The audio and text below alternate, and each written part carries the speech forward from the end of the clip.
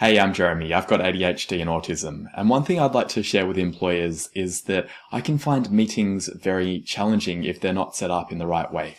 I really benefit from having a clear agenda and from having not too many people in a meeting.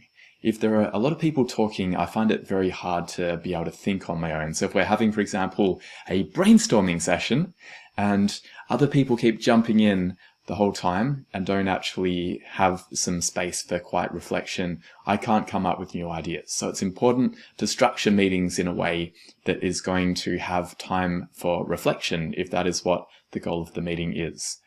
The other thing that I find important is when we are having some kind of workshop that involves discussion, if we have 10 people in the meeting and there's no clear agenda or process, that is the worst for me.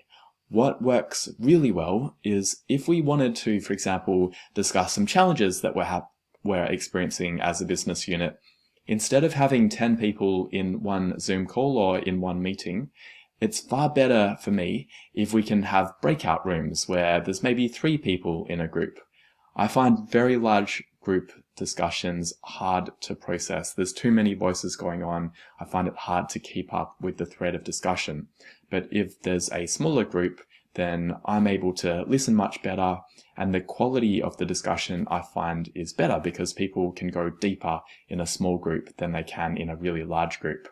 And then afterwards, we can come back as a large group and share some of the learnings or some of the key discussion points that came out of the small group discussion.